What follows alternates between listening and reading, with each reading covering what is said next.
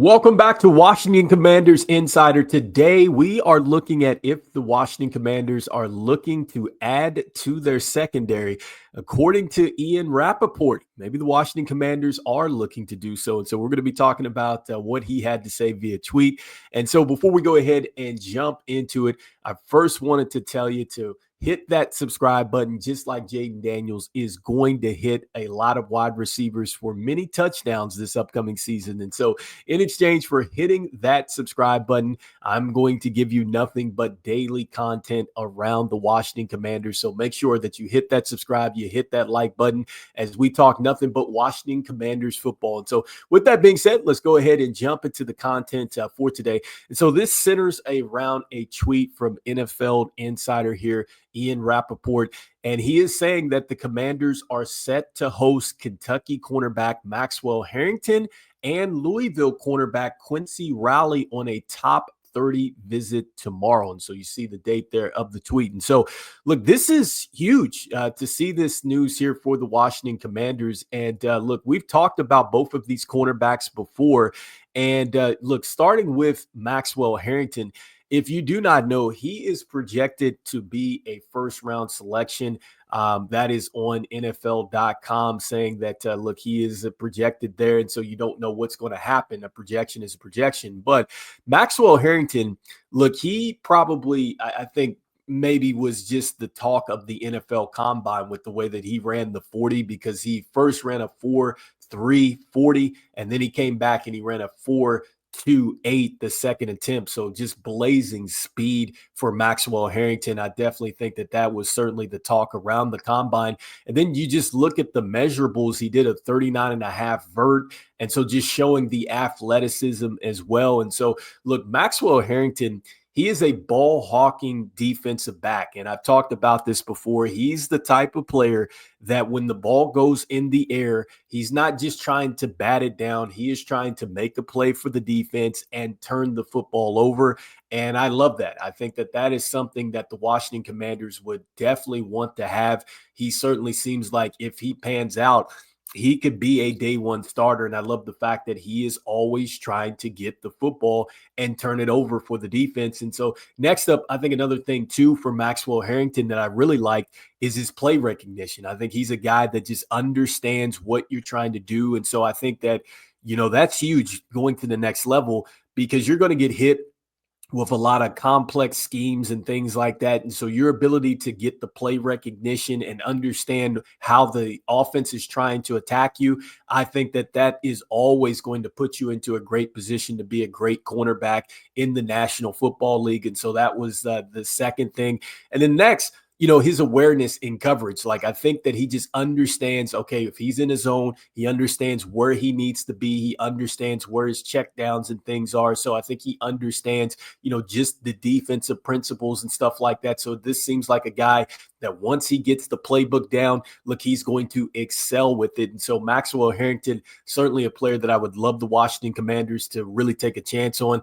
And furthermore, looking at the NFL Combine, I think that one of the things that they compared him to was Denzel Ward. And so that's not bad. We talked about Denzel Ward maybe being a player that the Washington Commanders would have traded for last season, maybe if he were available. So that just lets you know, just from a player comparison, where he's at. And then when you look at his career, look, I think the numbers showed for themselves. I like the fact that his productivity definitely went up. I think you see a little bit more of a jump in year 2 in 2023, where he had 5 interceptions. He also had 1 forced fumble.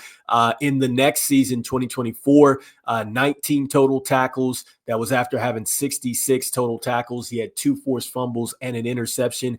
And I think an added bonus there in looking at some of his highlights in his tape is just his ability to come off the edge. He'll be a good blitzer. And I think he would be solid in the run defense as well, which we've talked about this over and over with the Washington Commanders. We definitely need to fix that, especially being in a division with Saquon Barkley. You absolutely must be able to come up and play the run. And so I think that Maxwell Harrington is that type of player. The athleticism kind of speaks for itself. And then next up, when you look at Quincy Riley here, we've talked about this before with Quincy Riley.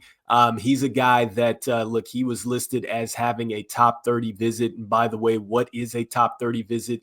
that is when you have a team that has a pre-draft meeting with players. And essentially what they're doing is they're trying to find out a little bit more about, just them as far as the character, maybe the medical history, just them more so as a football player, maybe understanding some stuff that way. And so you're trying to figure out, okay, could this be a good fit? Or maybe you could be just, doing the interview for, maybe just checking off for saying, okay, we don't want to go that direction. But either way, there's some interest there and the team wants to, hear a little bit more from that player. And so, Quincy Riley, we've talked about this with him. And here's a guy, he's another ball hawking player. And so I think that there's some similarities here. We're talking about two guys that like to attack the football. And I think that these are players that the Washington Commanders are seriously looking to add, especially if Maxwell Harrington is there in the first round. Quincy Riley, he's probably going to be, either a second, third day pick, depending on what happens. But here's another guy. He's a ball hawker. He attacks the ball in the air. I love that about him. He's always looking to turn the football over. He's not just looking to bat it down. And I think that both of these players are going to excel in man-to-man coverage because that's what I've saw there on their highlights and their tapes. They look like players that can excel in that. And so I've always loved that because if you can put a corner kind of on an island and they can make plays for you, I think that that is something that just kind of opens up the entirety of the defense there because you don't have to necessarily worry about sending help over.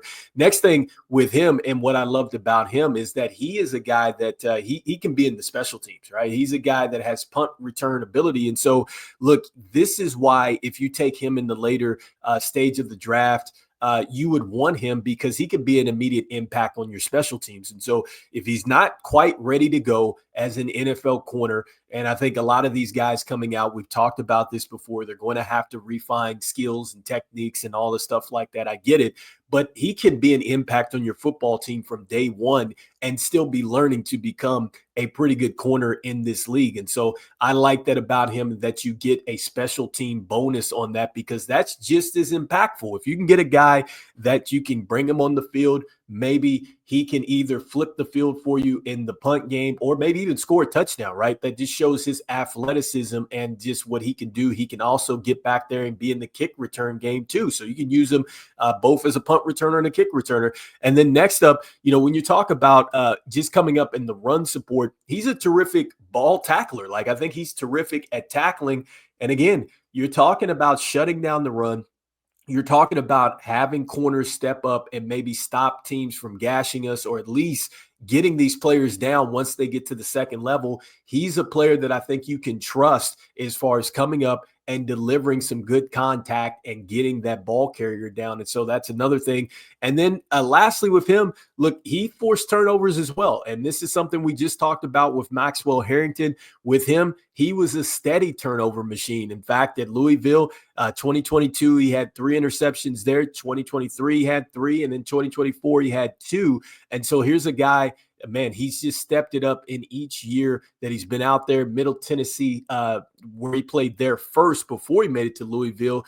In that season, he actually had 5 interceptions. And so he's steadily forcing interceptions. He only had 1 forced fumble, which was in 2024, but still you see that. And then the sack ability, he had a half sack when he was at Middle Tennessee State there. And then he had a sack the next season with Louisville. And so that suggests you're probably going to be able to put him in some corner blitz situations and he can make plays. I think his best season as a tackler, he had 49 tackles there, 29 solos, 49 total, so 20 assists. And then with Maxwell Harrington, his best season, he had 53 solos, 13 assists, and 66 total tackles. So again, both these guys are going to come up and give you some run support here. And so anyway, let me know in the comments here, do you like the Washington Commanders going out there, drafting Maxwell Harrington if he's available in the first round? Would you mind the Commanders taking him?